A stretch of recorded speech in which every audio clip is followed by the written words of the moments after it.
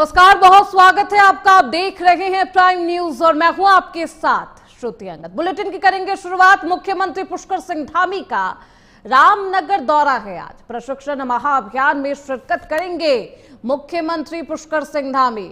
हनुमान जयंती पर हनुमान धाम में करेंगे दर्शन। हनुमान धाम में आयोजित भंडारे में भाग लेंगे। 1:30 पर डिग्री कॉलेज मैदान में कार्यक्रम है। स्थानीय जनसमूह को कर सकते हैं संबोधित। दोपहर बाद देहरादून में बेहद अहम बैठक होनी है। बैठक में जरूरी कार्यों की समीक्षा करेंगे मुख्यमंत्री पुष्कर सिंह धामी। उत्तराखंड के सीएम मुख्यमंत्री पुष्कर सिंह धामी आज रामनगर के दौरे पर रहने वाले, जहां वे कई अहम कार्यक्रमों में शिरकत करेंगे। निर्धारित कार्यक्रम के मुताबिक सबसे पहले अग्रवाल सभा में आयोजित प्रशिक्षण महाअभियान 2026 का हिस्सा बनेंगे। इसके बाद वे हनुमान जयंती के पावन अवसर पर छोई स्थित हनुमान धाम पहुंचकर पूजा अर्चना करते हुए नजर आएंगे। वहां आयोजित विशाल भंडारे में शामिल होंगे। दोपहर में स्थानीय जनसभा को संबोधित करेंगे और साथ ही जन संबोधन के बाद मुख्यमंत्री पुष्कर सिंह धामी देहरादून वापस लौटेंगे, जहां वे कैंप कार्यालय में शासन के जरूरी कार्यों की समीक्षा बैठक करेंगे। तो ये तमाम कार्यक्रम आज मुख्यमंत्री पुष्कर सिंह धामी का रहने वाला है। हालांकि देखिए, समीक्षा बैठक जिसमें तमाम दिशा निर्देश भी मुख्यमंत्री पुष्कर सिंह धामी देते हुए नजर आएंगे। महाअभियान में भी शिरकत करेंगे मुख्यमंत्री पुष्कर सिंह धामी। कुछ ही देर में रामनगर पहुंचेंगे सीएम धामी। आज प्रशिक्षण महाअभियान 2026 की शुरुआत होगी। इसमें सीएम धामी शिरकत करेंगे। हनुमान धाम में आयोजित भंडारे में वो भाग लेंगे। 1:30 पर डिग्री कॉलेज मैदान में कार्यक्रम आयोजित किया जाना है। स्थानीय जन समूह को संबोधित कर सकते हैं, यानी कि आज जन संबोधन भी होना है मुख्यमंत्री पुष्कर सिंह धामी का। दोपहर के बाद देहरादून में बेहद अहम बैठक है। बैठक में जरूरी कार्यों की समीक्षा करेंगे। दिशा निर्देश देते हुए मुख्यमंत्री पुष्कर सिंह धामी नजर आएंगे। चार धाम यात्रा को लेकर ये दिशा निर्देश दे सकते हैं। देखिए, क्योंकि चार धाम यात्रा को लेकर लगातार समीक्षा बैठक की जा रही है। चार धाम यात्रा किस तरीके से बेहद सुविधाजनक हो तमाम श्रद्धालुओं के लिए, इसका प्रॉपर ख्याल रखा जा रहा है। और ऐसे में सीएम धामी आज समीक्षा बैठक करते हुए आपको नजर आएंगे।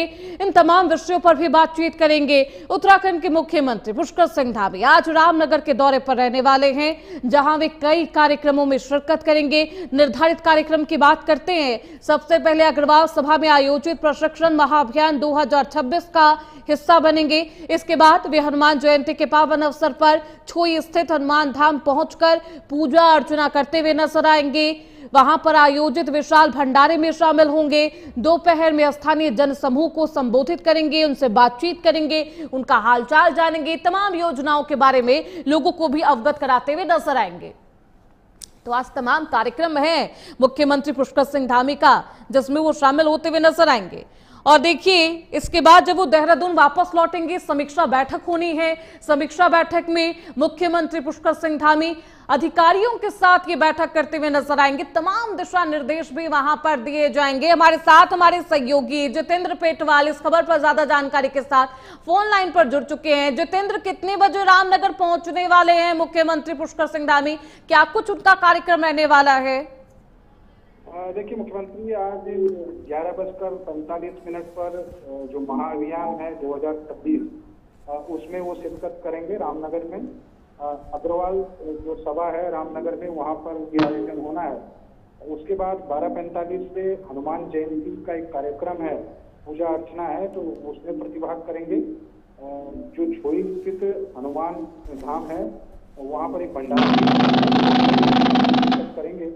1:30 बजे डिग्री कॉलेज मैदान में कार्यक्रम तय हुआ है, जिस कार्यक्रम में जन सहभागिता भी होगी और बीजेपी के जो तमाम वहाँ के स्थानीय कार्यकर्ता और नेता हैं वो भी वहाँ पर मौजूद रहेंगे। स्थानीय जनसमूह को वो वहाँ पर संबोधित भी कर सकते हैं।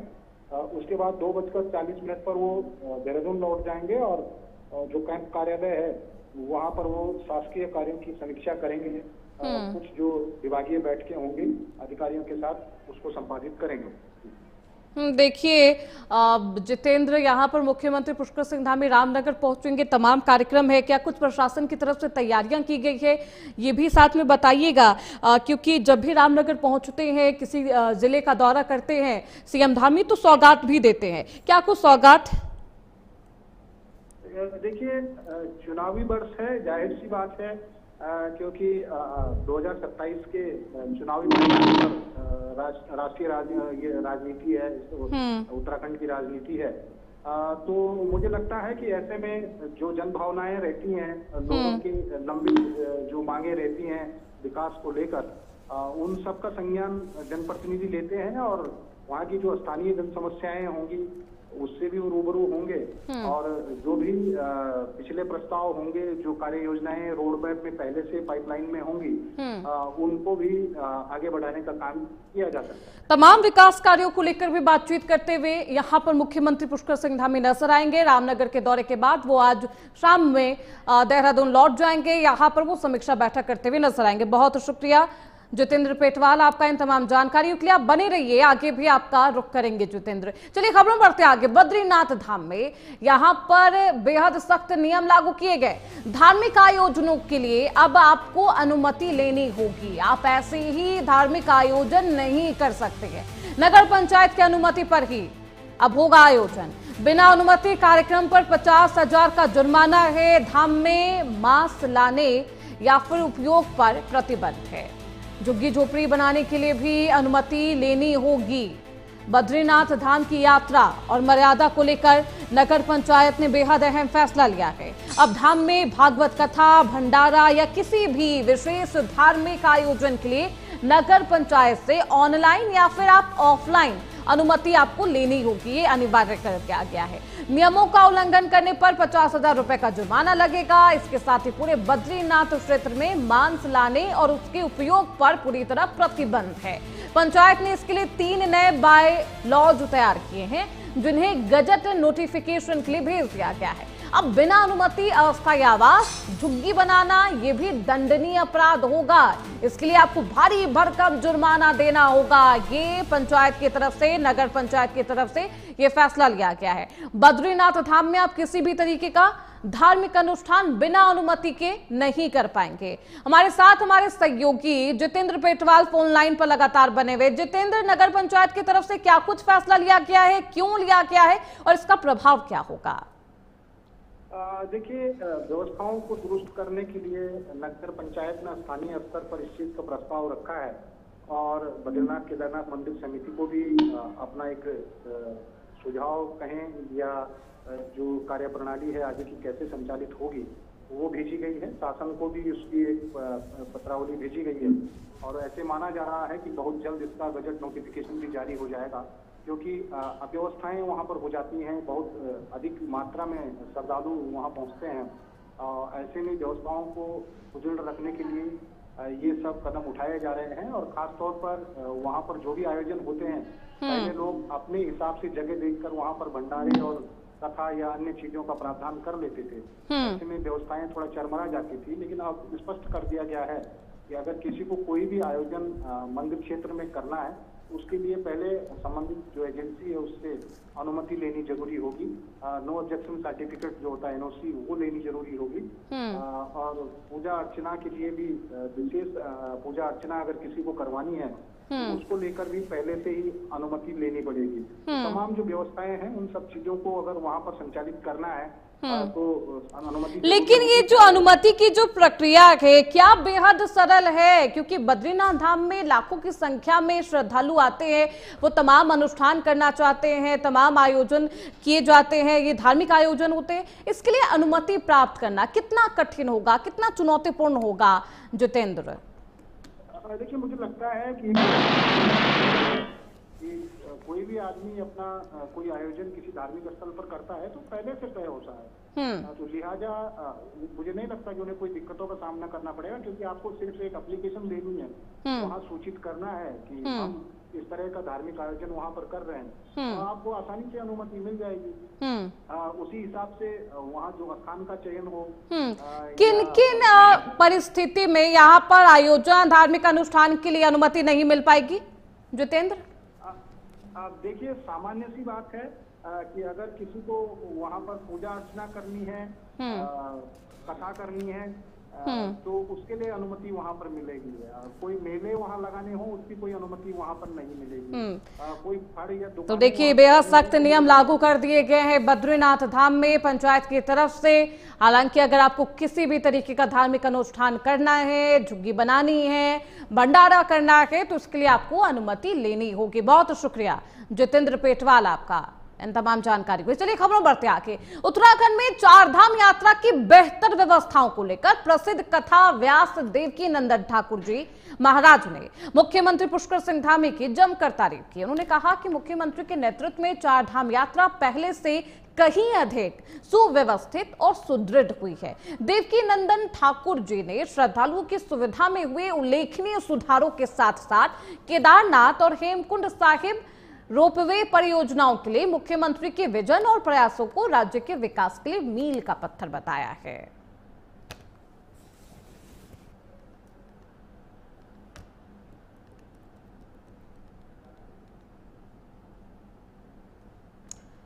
तो मुख्यमंत्री पुष्कर सिंह धामी से मुलाकात करते हुए देवकी नंदन ठाकुर जी आपको नजर आ रहे होंगे। देवकी नंदन ठाकुर ने मुख्यमंत्री पुष्कर सिंह धामी से शिष्टाचार मुलाकात की है, उनकी तारीफ की है, उनके तमाम कामों की तारीफ करते हुए नजर आए देवकी नंदन ठाकुर।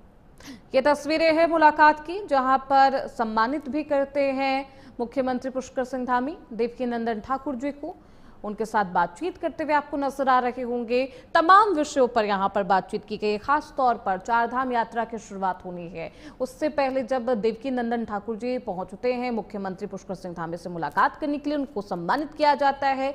देवकी नंदन ठाकुर ने यहां पर मुख्यमंत्री पुष्कर सिंह धामी की तमाम कामों की तारीफ की है। चारधाम यात्रा की व्यवस्थाओं को भी तारीफ करते हुए नजर आए।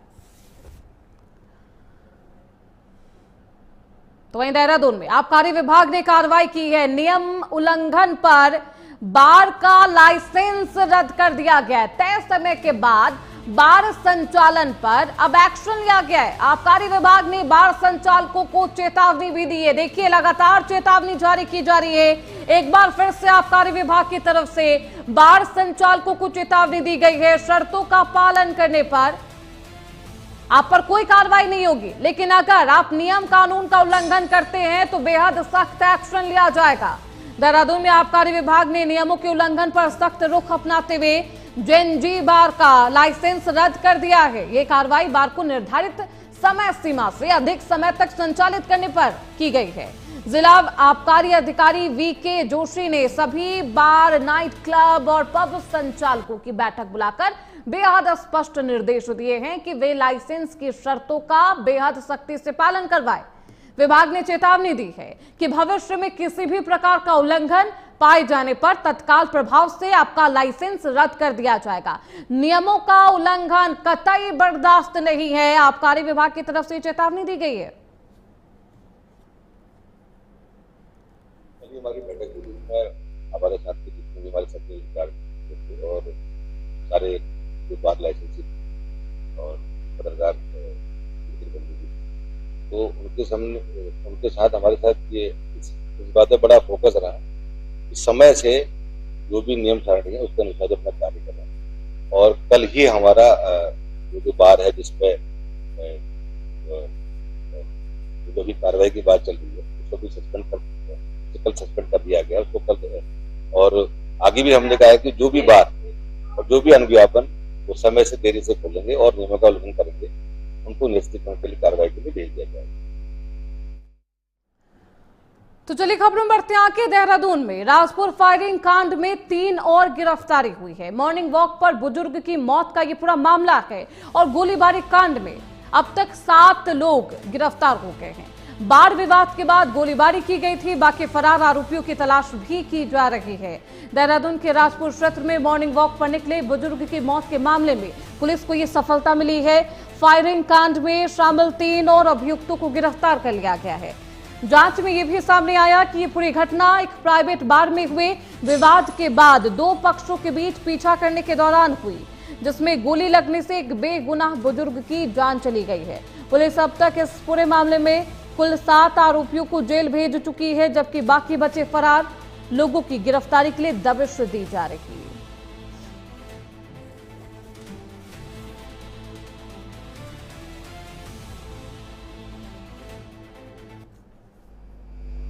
दिनांक 30 मार्च को थाना राजपुर क्षेत्र में फायरिंग की घटना हुई थी, जिसमें फायरिंग के दौरान रिटायर्ड ब्रिगेडियर श्री जोशी जी की मृत्यु हो गई थी। उसके संबंध में पुलिस के द्वारा त्वरित कार्रवाई करते हुए एफआईआर कायम की गई थी मर्डर की धाराओं में, और त्वरित कार्रवाई करते हुए उसमें 4 अभियुक्तों को गिरफ्तार कर और उनके पास से 2 नाजायज असले बरामद कर उनको न्यायिक अपेक्षा में भेज दिया गया था।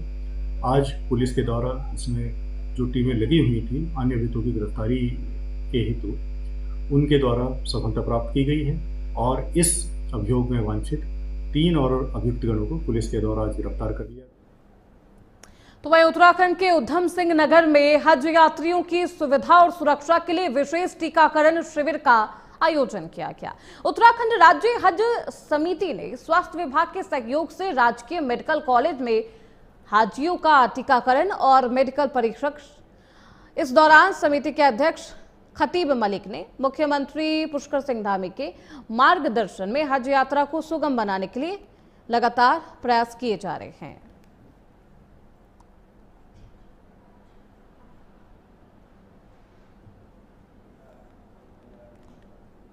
तो हेल्थ चेकअप किया गया है यहाँ पर हज यात्रियों का। उत्तराखंड होना है, इसमें लगभग 40 से 50 लोगों का आपका हो चुका है, बाकी का प्रगति पर है।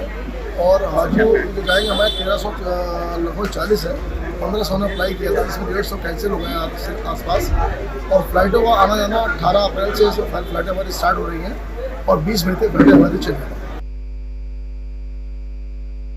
सुबह 9 बजे से यहाँ पे आए हुए हैं हम लोग, सुबह 9 बजे से लाइन में लगे हुए हैं। अभी तक पर्चा तक हमारे हाथ में नहीं आया है, कोई इंतजाम नहीं है यहाँ पे पर्चे वर्चों का, कोई लिस्ट नहीं है, बहुत परेशानी हो रही है यहाँ पे। देखिए, आज हमारे टीकाकरण शुरू हुआ है हाजियों का। 121 लोगों का आज यहाँ पर वैक्सीनेशन और साथ जांच की है, जिसमें से लगभग 25 लोगों का हो चुका है अपना। और भाजपा सरकार ने सारी सुविधाएं व्यवस्थाएं बहुत ही बढ़िया कर रखी है।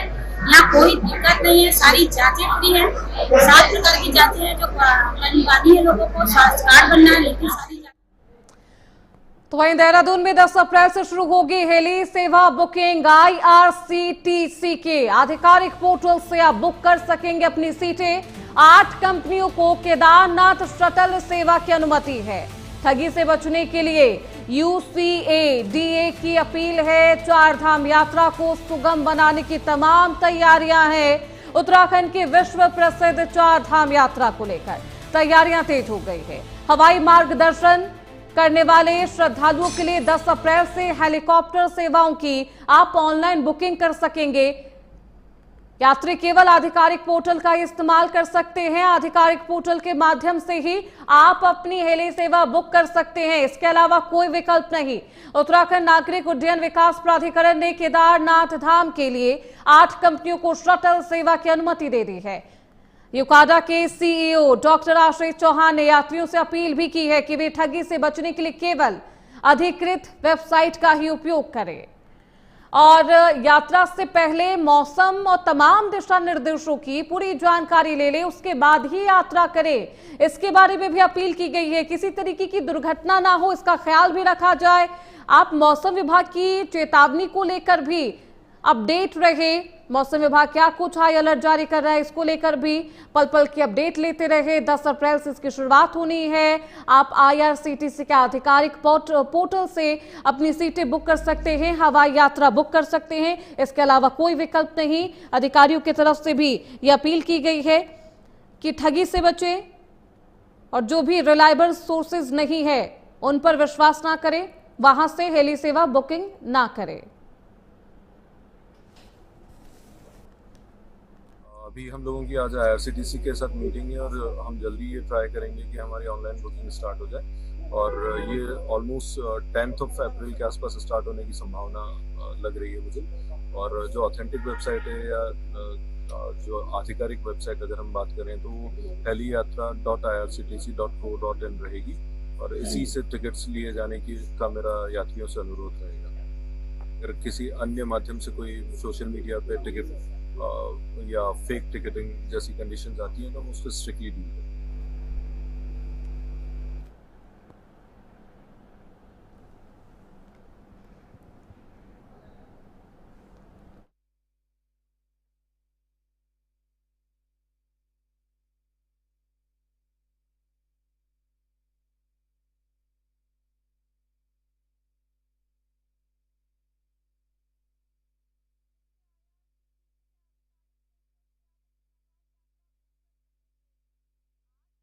केदारनाथ शटल सेवा की अनुमति है, इनके अलावा किसी को नहीं है। चारधाम यात्रा को सुगम बनाने की तैयारी है और उसके लिए पल पल आप मौसम विभाग की चेतावनी को लेकर भी अलर्ट रहे, अपडेट रहे।